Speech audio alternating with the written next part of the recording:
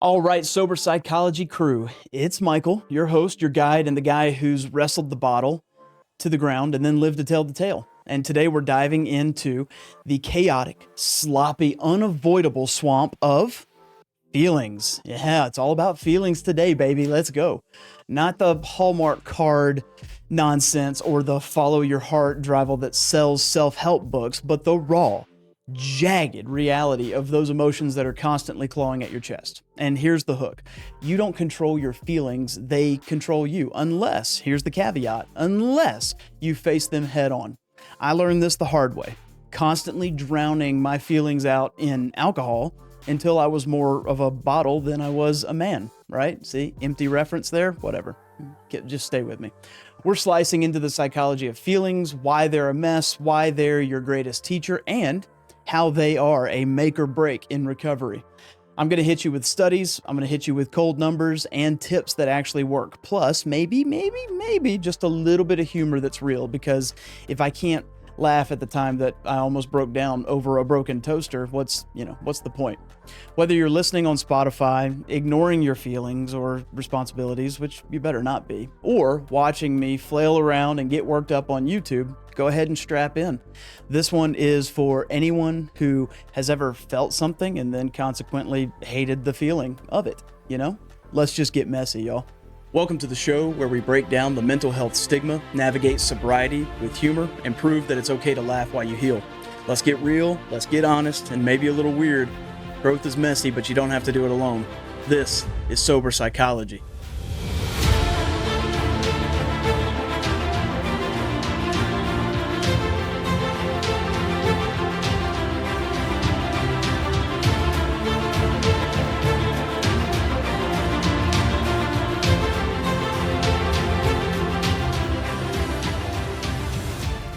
Folks, welcome back. Thank you so much. Another week, another episode. We are on episode, I don't even know what episode we're on right now, but we're plugging along. We're throwing feelings around. We had pretty good response last week. You guys have been picking it up, and I really appreciate it. Been taking the little questionnaire thing on Spotify for you Spotify people. I appreciate y'all. Especially the guy in, or the girl or gal in Germany reached out to me. I have no clue what you said. I did a translator and all that. I do apologize. I'm trying to get back to you. I just don't know how to translate. I'm all about Spanish. I'm not about German. You know what I mean? But anyways, we had a good response. Thank you so much. I love the feedback because it helps me kind of go week to week, honing in on the episodes. So keep it up. Keep it up. It's helping a lot. But anyways, let's start with the basics, because if we don't go ahead and pin this down, we're just going to end up shouting into a whole lot of nothing, which is just like running in place, and nobody really gets anything from that. Feelings or emotions in psychological speak are your brain's rapid fire responses to the world, blending biology, experience, and meaning. They're not just sad or happy, they're actually signals, like a smoke alarm or a dopamine party, right? And we've talked a lot about this with the amygdala, and that's the big feelings response center, okay? That's the alarm that's constantly going off. And we're going to get into that here in a little bit. But Paul Ekman's 1970s research identified 6 core emotions. You have happiness, sadness, anger, fear, disgust, and then surprise. So those are your 6 emotions, right? Stay with me here. You have happiness, sadness, anger, fear, disgust, and then surprise. And each one of those is wired into your nervous system to keep you alive, right? We talk about this over and over again. We are survivalists in a sense, right? We're constantly going back to our ancestral traits in order to be able to survive certain situations, right? Evolution says that if you feel fear, you run from the lion, right? If you feel joy, you bond with the tribe. But this isn't just about caveman stuff. Your brain is just a chemical soup. Okay, that's a gross way to put it, but your brain is a chemical soup, right? There's a neuroscience study in 2019 that really breaks this down. I liked this study. It was pretty good. But in regards to your amygdala, this is your emotional alarm system, and it's firing at 20% faster for fear than it does for reason, okay? And we've talked about this a lot. Amygdala and the prefrontal cortex, those are going to be the receptors for any type of emotion, okay, the amygdala gets it first. It's going to fire off 20% faster for fear, more so than it is reason. So that right there tells you that anytime you're getting in some type of emotion, unless you're taking the time to actually process through it, you're just reacting in a very poor way, right? It's not listening to reason, right? And then when we talk about dopamine, your joy or your reward is going to spike your amygdala by 15 to 20% per fMRI studies. All right. And then you have cortisol, which this is the stressful hormone, and the stressful emotions from that, like anger or sadness, are going to jack it up by 15 to 20%. Okay. So these are all spikes, right? And this is where we have to be very careful with how we're processing through the emotions. Okay.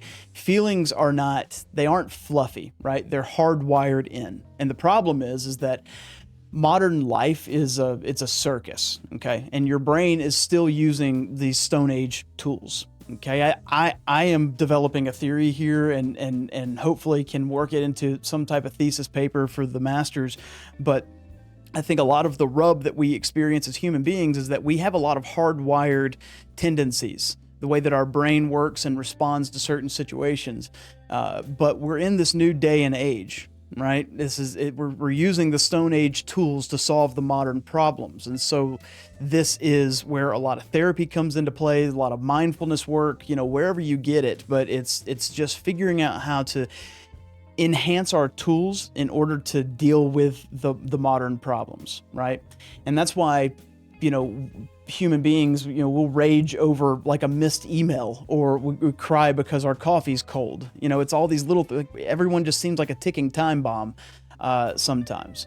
I talked about this recently with someone, but like, I grew up in the 90s, and I think that was close to the perfect amount of technology, right?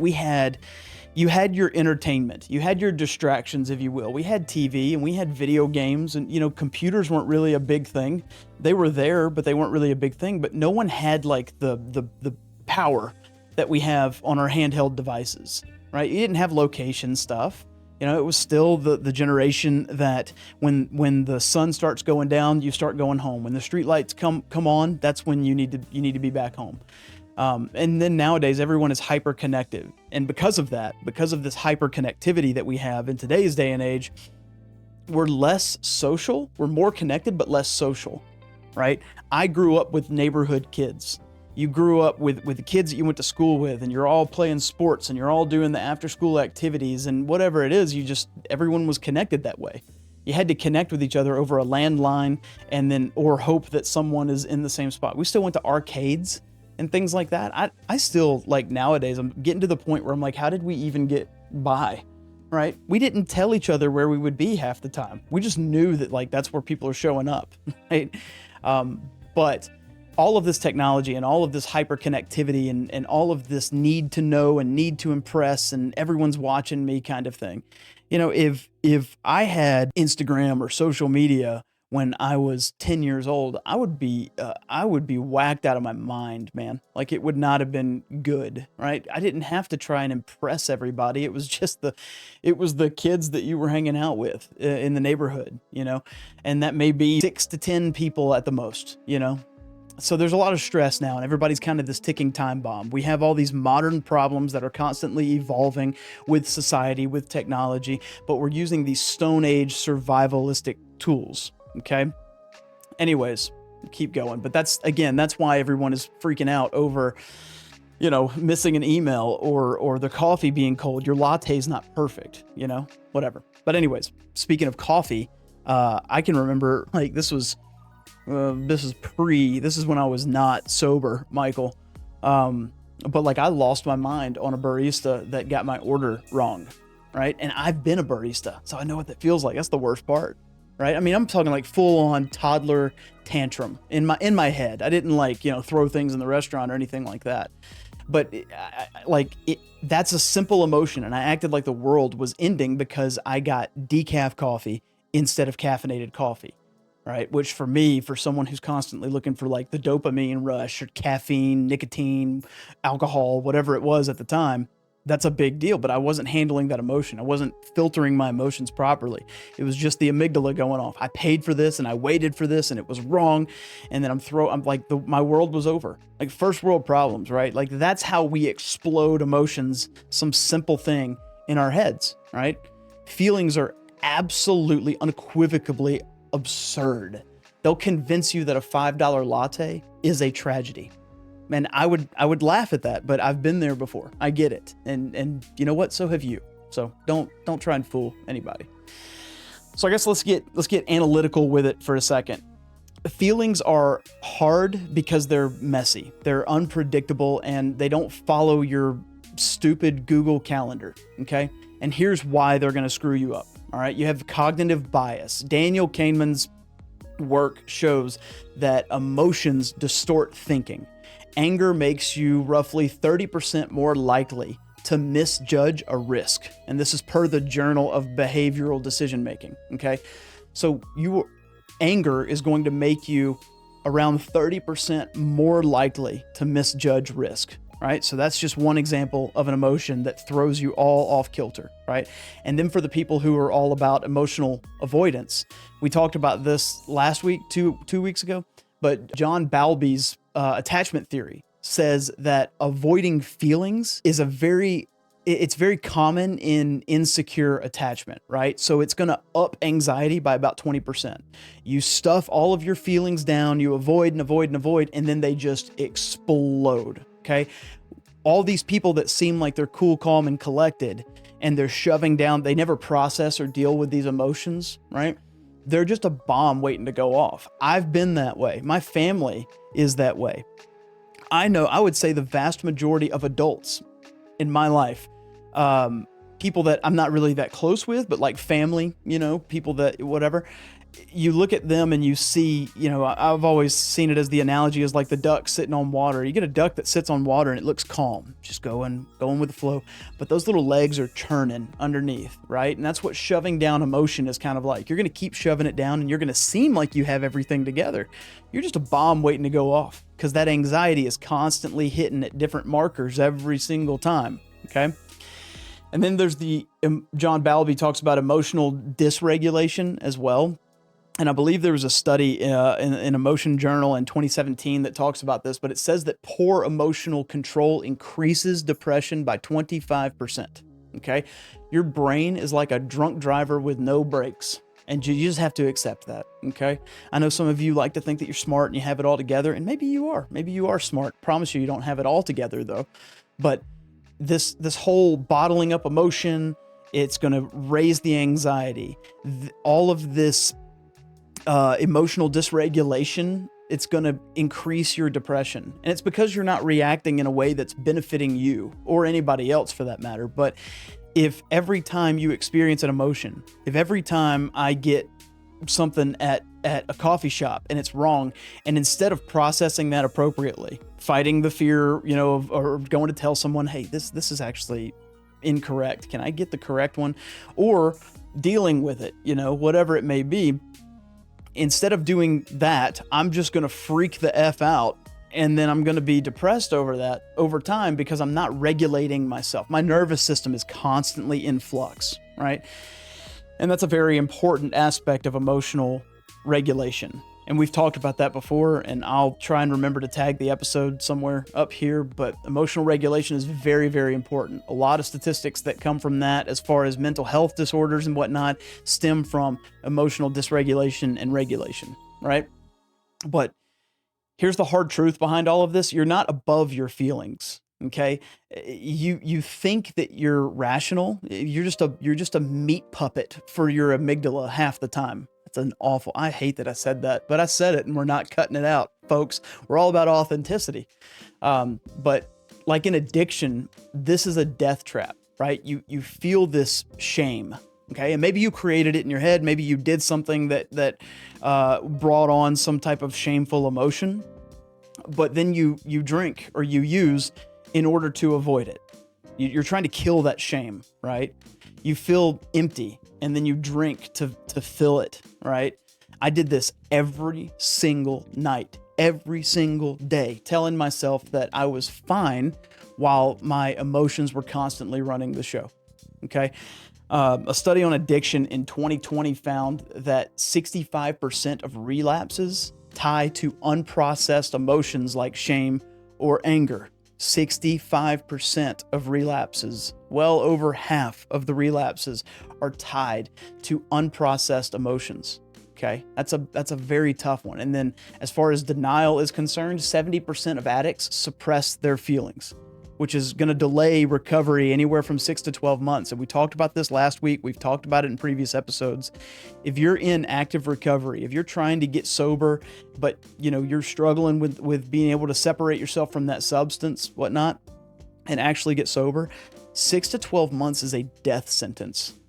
That is, you go ahead and just tap out. Wave the white flag. I mean, it is tough, right? When you are in active addiction, 6 to 12 months, I mean, hell, day to day is tough, right?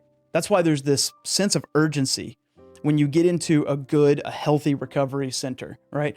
This isn't about waiting until you're ready. That same mentality is like, if I would have waited until I had all my ducks in a row and I was emotionally ready to have a kid, I would never have a child, right? I would have never become a father, right? The same thing with addiction and recovery. If you're going to tell yourself, like, I'm just going to wait, I got to tie up these loose ends here and there, you're going to die. And I've known people who have. And that's a sad reality, is that people who think that they can, when you're in active addiction, you don't even have to be in addiction, right? Like this is also for people who are just living a day-to-day life, right? You get to this point where you think that you have a lot more time than what you actually do. And that's a scary spot to be in, right? There needs to be a sense of urgency with this. We've talked about my family a lot, and I mean, I use it as an example because it's something that's current in my life, but like this is the same thing going on like with my family, right? My parents have never once stopped to reflect on themselves, to deal with their trauma, to deal with all of their nonsense. They brought that baggage into being a parent, and they've kept it this whole time. And because of that, they've lost my family. They've lost me and my wife and my son, and they won't have anything to do with us. And that doesn't just magically fix itself, right? And you're wasting the one currency that you can't get back, which is time. And that's what most of us do. We have these broken relationships. We can't connect with people. We've ruined our relationship with someone that we love, and whatever it may be. And you're sitting here thinking that you've got an extra, 2 months, 3 months. Well, they'll figure it out in 6 months, and I won't have to do anything. You're going to lose. You're going to lose every single time. I'm telling you right now, right? But this is not just about addiction, right? Like, you suppress this anger at work. You fake happiness in a relationship, or you numb out your sadness with Netflix and wine or whatever it may be, right? And just stop it.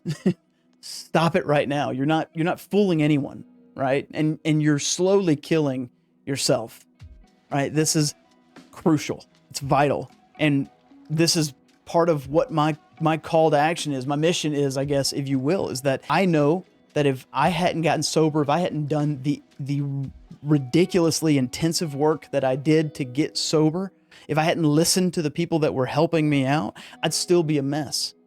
I'm coming up on 36 years old this year. I would not have a wife and a kid. I would not have stability. I live in a home. You know how long it's been since I've lived in a home? Like my place, right? I lived in my truck. I jumped from apartment to apartment until I got kicked out. Like absolute chaos constantly. And I didn't have more time. All right. Like, why would I sit here and think, oh, I'm going to do this another couple of years, I'll figure it out. No, like stop fooling, stop pretending. We talked about this last week, wearing the mask and pretending that you're somebody that you're not. Figure out how to deal with your effing emotions and start to work from that. Become better, because you deserve it, and the people in your life deserve it too. Don't think about what you're doing for anybody else. Think about what you're doing for yourself, because everybody will benefit from a healthier you. It's not about, I'm gonna get sober so I could be a better dad. I'm gonna be sober so I could be a better husband. That will naturally happen if you end up dealing with your emotions and getting sober, whatever it is. If you're facing those demons, you end up becoming healthier, and everybody benefits from that. You don't even have to put in maximum effort to make everybody else happy. They just want you healthy, period. And nobody wants a cancer in their lives. Someone who doesn't know how to deal or regulate their emotions, someone who is constantly frantic all over the place, bouncing. Nobody wants that, right? So just deal with it, okay? This is signed by Sober Psychology, okay? You're welcome. But recovery is where feelings begin to get very real, right? In sobriety, you can't just numb out anymore. And I'm telling y'all right now, I'm 4 years sober. You know, we're going towards the 5-year mark. Out of that 4 years, there has not been a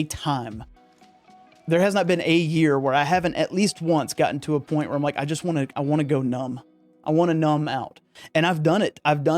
Not with alcohol and not with drugs, but, you know, with video games, with Netflix, with reading, even like whatever. You could take anything and make it a bad habit if you're numbing out, if you're using it as a path to avoid something. But when you're genuinely sober, like that's why I'm able to say recovered, right? Not recovering. I feel like I have recovered because I don't numb out like I used to. I face it head on. And that is scary as hell. And there are some days I'm just tired and it's miserable, but it's worth it, right? Step 5 in AA. I know we talked about step 4 a lot, which was the inventory. We talked about that last week, but step 5 in AA, which is admitting your wrongs to another person, right? To God, to another person, and to get it all out, right? You've spent all this time doing this inventory and looking inward and looking at all of this trauma and all the things that you're carrying with you. And now it's time to admit it, right? This is where it forces you to feel the shame and feel the guilt and feel the fear. And I did it. And, you know, voice cracking, I cried a good bit, and, you know, confessing lies that I told to my ex-wife, my family, my friends, my employers, and even myself, right? The people I hurt, people I lied to, the person I was pretending to be. And it was like swallowing glass, but it freed me, right? And that's the beauty of it all right? You look at Nietzsche, he talks about, this is just 100% shortening this, but like that true freedom coming from the pain, right? Like there's a baptism in that, if you will, right? And that's just one piece of all of this. I mean, feelings begin to run your life with work, with love, you name it, right? You ignore them and you're absolutely screwed. Okay. This was a hard thing for me to learn too, is talking about emotional regulation and figuring out how to be healthy. And, you know, in recovery, it's just a constant saying of, you know, F your feelings. And at the beginning that makes sense because that's the feelings are inadvertently what got you to where you're at, right? You're constantly giving into them. There's no regulation in any of this. But there's a process, there's a balance in it all, because if you ignore feelings, you end up becoming a robot, and you just bottle all this down and you blow up at some point. All right. If you give in too much to your feelings, you become this agent of chaos. And there's the middle ground, right? It's that serenity that we're constantly looking for, right? And this is what God promises. If we're chasing after Him, we're pursuing Him, and we're living a life where we're laying down our cross, and we have faith in the fact that everything is going to be okay with and through Him, there's serenity. There are days where everything is falling apart, but I know it's going to be okay. Okay, so I'm still right here, right? There are no more peaks and valleys. There are days where everything is perfect, and I'm thinking I hit the lottery. Like today is great, but I'm still right here, right? And that's an important part of balance, of finding that middle ground. Doesn't mean that you can't show emotion. We are human beings. We're created with emotion for a reason, right? It's the same thing that I talked about last week or maybe the week before about anger. I am not an advocate for getting rid of anger in your life. I think anger is very powerful. I think you have to learn how to regulate it though, right? There are times where I will go and I'll write a paper, I'll do a podcast, and I'm angry, but I've worked through that. I'm not responding to that or reacting to it in a ridiculous way. I honed it in and I chiseled it away, and I thought to myself, okay, how do I get this anger from the amygdala, letting me know that I'm angry, to the prefrontal cortex where I can work through it? What's my checklist here? Okay. And it's a powerful tool, right? But anyways, we need to get back on track. I keep rambling, but we're going to dig into some research now. So bear with me after my ramblings. Now you get some research. Feelings are not random. Okay. They are like your brain's GPS system. We talked about that in the emotional regulation episode. What was his name? Antonio Damasio. There we go. His somatic marker hypothesis, which go look that up. It's very impressive, but it says that emotions guide your decisions. Gut feelings will steer you 20% faster than logic will. Okay. This is per a neuroscience study in 2018. So without your emotions, you'd be just paralyzed. You'd be having to sit there and pick socks for hours, right? But the emotions are also double-edged, right? The Journal of Personality in 2016 found that when it comes to emotional clarity, understanding your feelings boosts life satisfaction by 25%. Okay? Understanding your feelings boosts satisfaction by 25%. And then there's a suppression cost. Bottling your emotions increases stress-related illness by 15%. Physical illness that is derived from mental emotional suppression. Okay? You can physically harm yourself by suppressing emotions. Okay? And then there's the expression benefit of all of this. Naming feelings begins to cut the amygdala activity by 20% per the psychology of science. We've talked about the mindfulness aspect of it, right? A very quick and easy tip when your emotions are all over the place. This is a psychology hack, if you will. Name 3 to 5 things around you that are a certain color. Okay. And this is something that psychologists will use too. Like when they're asking you how you feel about something or talk through something and you're getting really, really, really worked up, it's tough to bring you back down. That's the amygdala going off, right? You're letting the amygdala and the emotions from that control you. A good psychologist will kind of like spray water on your nose or, pop you on the hand or something, like make you jolt for a second. Be like, okay, name 5 blue things in the room. All right. Give me 5 blue things real quick. And you name off 5 blue things. What you've done is you've tricked your brain. Instead of processing that emotion in the amygdala with the alarm going off, you're now processing things in the prefrontal cortex, which is going to give you a checklist. It's going to help you start to work through these emotions. These are the mindfulness hacks that we talk about almost every episode, right? So getting to the point where you're naming your feelings, we say it all the time, name it to tame it, baby. Hey, name it to tame it. This is going to cut the amygdala activity by about 20%, okay? And in recovery, this is absolutely critical. Just naming it, like saying, I'm scared that I'll relapse. And that is a fear of mine constantly, right? Like it's not that it drives me day in and day out, but there are times where I'm like, oh my God, I have my child now. Like, I feel like I finally am getting my life together. What if I relapse and everything falls apart, right? So I have to just be aware of that and say, okay, I'm terrified that I'll relapse, right? This inadvertently calms down your cravings by about 10%, according to Substance Abuse Journal in 2019. But it's also universal, right? At work, saying I'm overwhelmed, it begins to clear mental fog. If you are in a relationship, just admitting I'm hurt, that begins to build trust by about 30%, or builds it 30% faster, I believe. But feelings are not the enemy. They're data. Okay? Just begin to use them. Stop avoiding them. Don't act like they're not there. They are there. They are real. And you are never wrong for feeling something. Where you're wrong is when you emotionally react to it in a bad way, right? Work through it. Those feelings are there for a reason. Begin to name it and tame it, baby. Let's go. I need to get hats that have that on there. Anyways, so data becomes a stretch when you're sobbing over burnt toast. I get it. I understand that. But feelings don't care about your logic, okay? They'll make you mourn kitchen appliances. And it is pathetic, but it is human. And you can laugh at it, or you can just be doomed by it, okay? But let's get unhinged real quick. Feelings are very, very powerful, but they're not your boss unless you let them be your boss, I guess, right? The hard truth behind it is that if you don't manage them, they are going to manage you, all right? Emotional regulation study in 2020 found that unregulated emotions can increase anxiety by about 20%. You've heard these stats before if you've listened to any of the previous videos, but I'm going to reiterate, okay? And then impulsivity, anger-driven decisions fail 30% more often, right? anger-driven decisions fail 30% more often, right? If you are just out of control in a loose cannon, you have increased by 30% your chance of failure, okay? Get your shit together, folks. And then there's the burnout side of this. Emotional suppression ups burnout by about 25% in high-stress jobs, okay? I've known a lot of people in high-stress jobs, and they burn out very fast, right? Because they're constantly suppressing their emotions.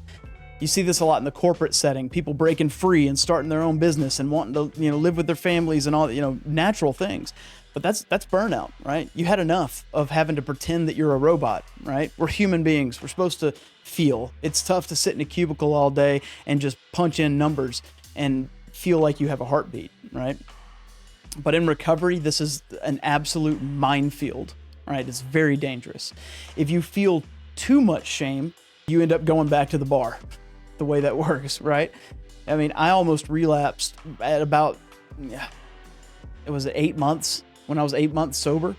I just hit this low. I felt worthless. I thought, screw it. I'm just going to go back into, here we go. I'm just going to keep avoiding. And thank God I didn't, but it was a close one. And that's terrifying to me, how quickly you can cross that threshold, right?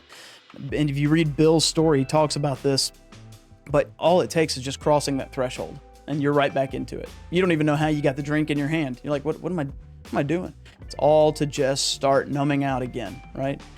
Outside of recovery, it's the shame.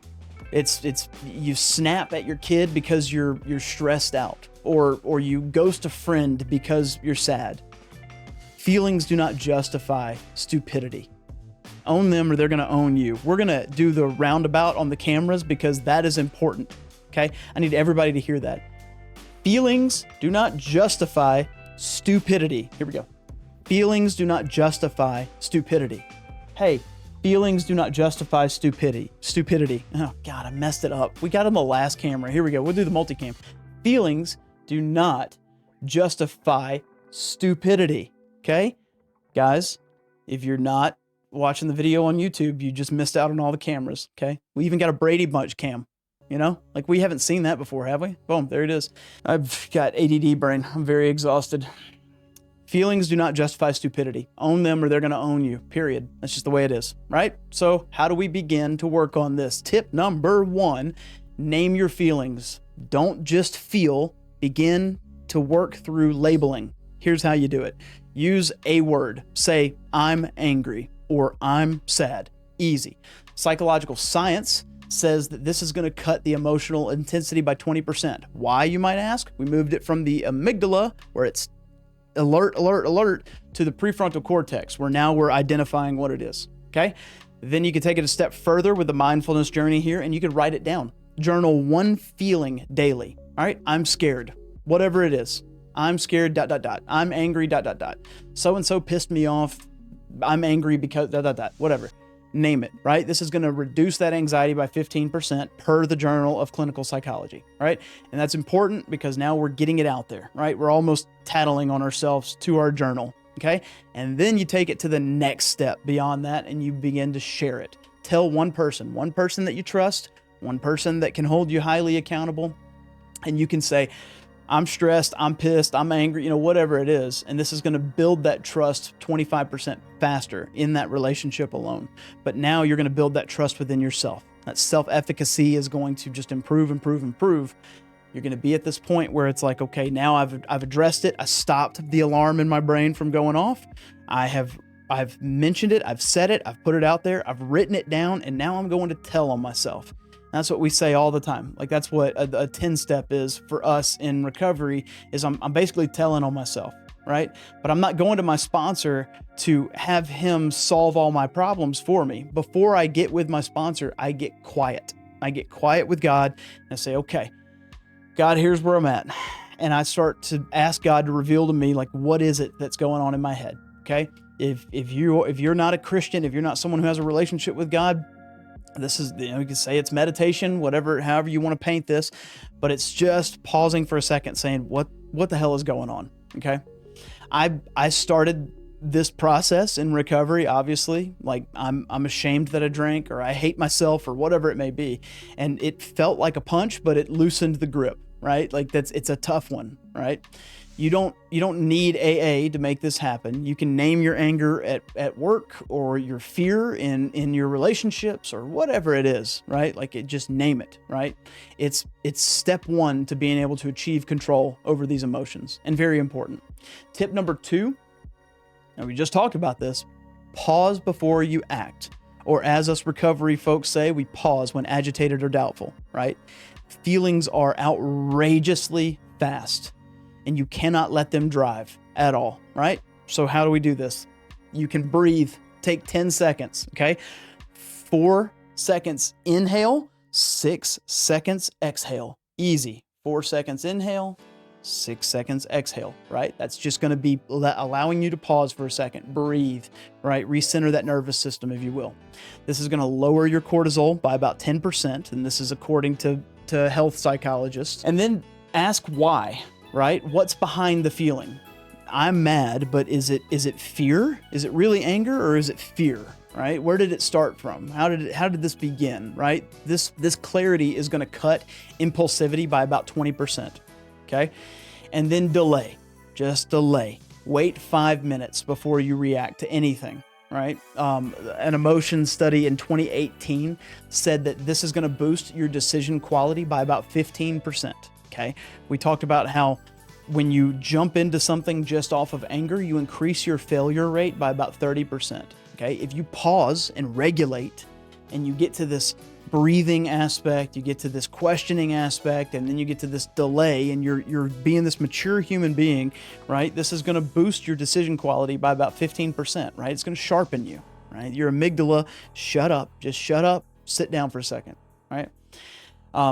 Like I said, I paused before calling my sponsor instead of just going straight to a bar, right? It's so much easier for me just to run up to the gas station and grab some beer. It's so easy for me just to go get a bottle of whiskey and sit down for the night, right?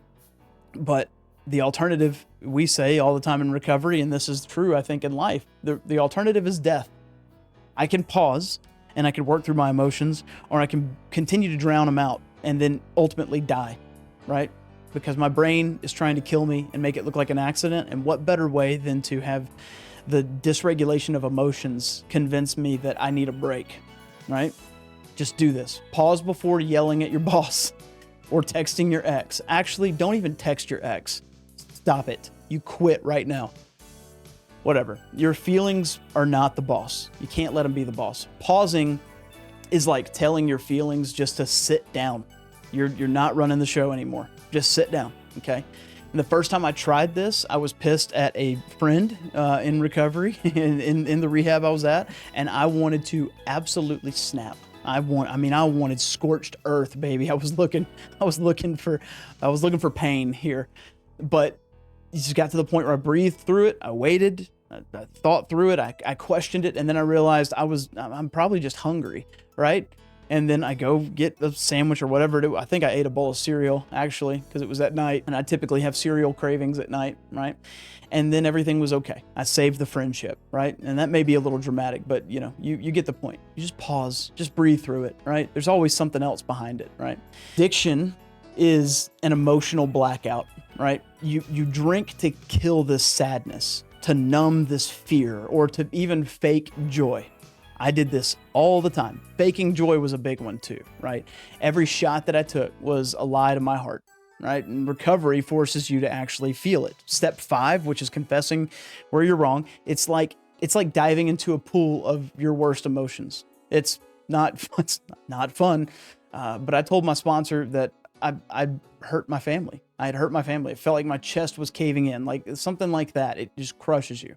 Right? It's tough. It's tough to face those emotions. And I get it. I do it all the time. And it's still, I'm telling you, I'm pushing 5 years of sobriety. It doesn't get any easier. All right. You learn how to do it the right ways. Okay. It becomes this pattern, right? But substance abuse in 2020 says that sharing feelings in meetings is going to cut relapse by 20%. We talked about these stats last week. And then as far as self-awareness is concerned, naming emotions is going to boost sobriety odds by 25%. And then for the support aspect of it, feeling-based connections with sponsors or accountability friends or whatever they are, friends in general, anybody that you can trust, It's going to increase accountability by 30%. These are big numbers that help you stay in this. You start to develop these patterns and these habits that are healthy for you, right? But again, this isn't just for the addict, right? The same applies to bottling up your feelings in your job, your marriage, your mirror, even what you're telling yourself. Unfelt emotions are a ticking time bomb, just ticking away, getting ready any day now, right? So let's zoom out for a second. Feelings run your life. At work, they're why you snap, or they're why you shine. And in relationships, they're why you connect or you clash. Psychological Bulletin in 2021 found that emotional clarity boosts job performance by 20%. You're going to get better at work if you have emotional clarity, period, right? It improves everything in your life. And then as far as relationships, expressing feelings increases partner closeness by 25%. You're feeling distant from your partner, you're feeling like you're disconnected, let them in. Let them know who you are. Let them know what you're struggling with, okay? We talked about this last week too.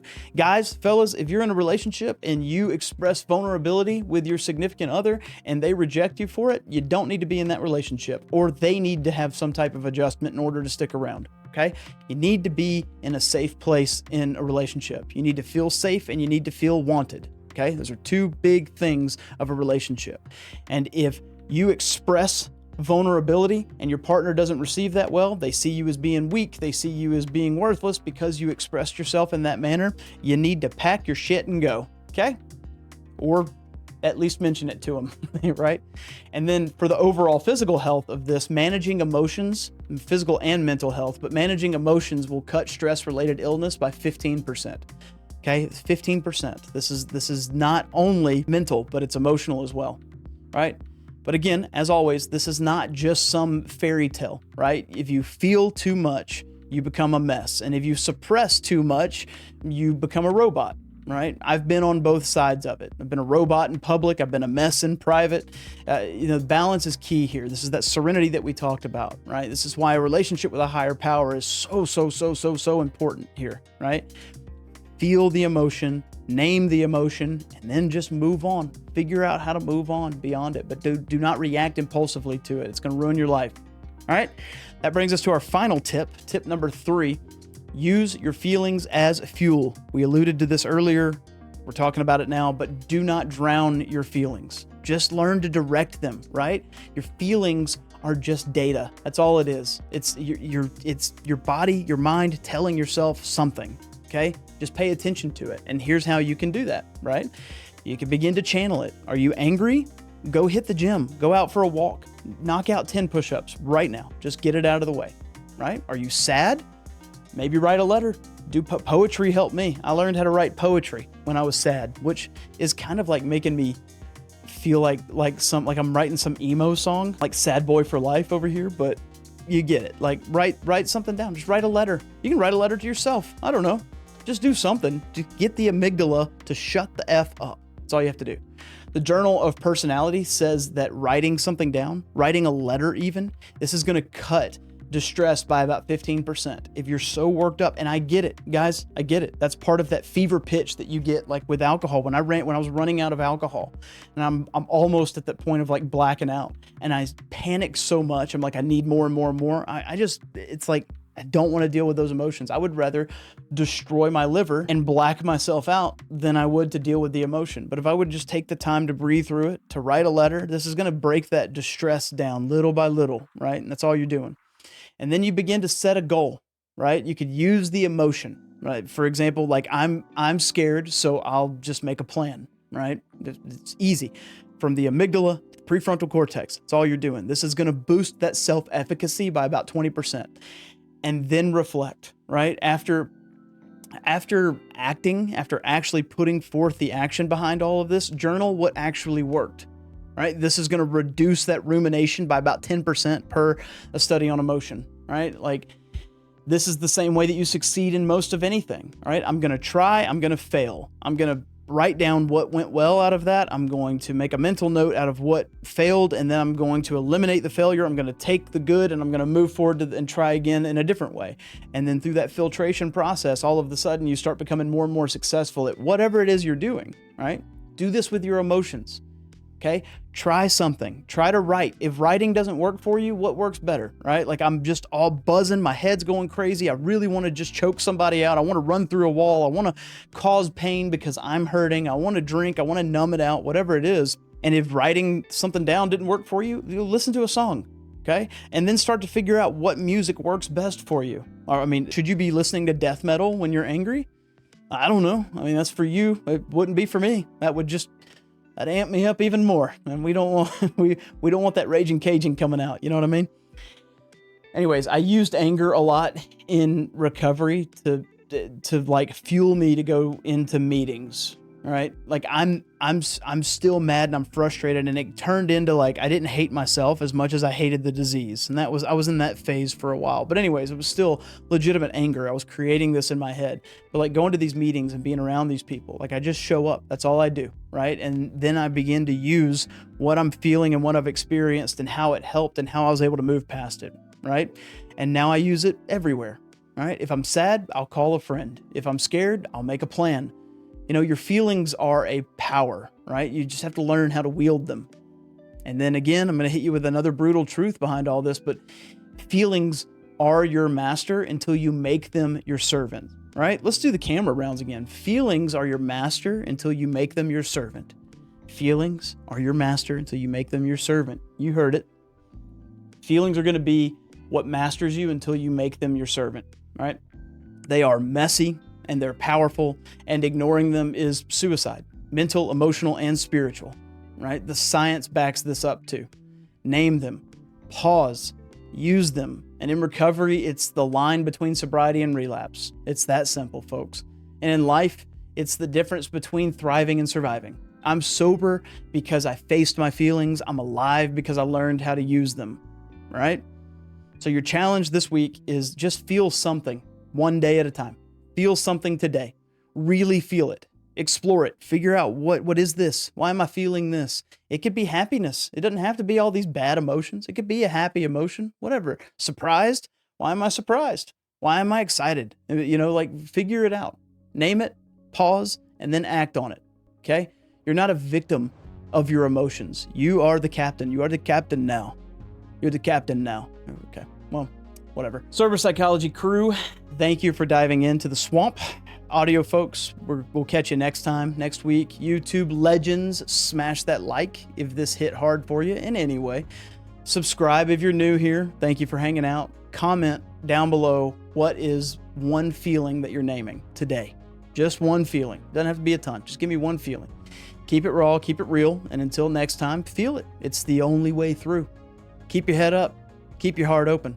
Go help somebody. Love you guys.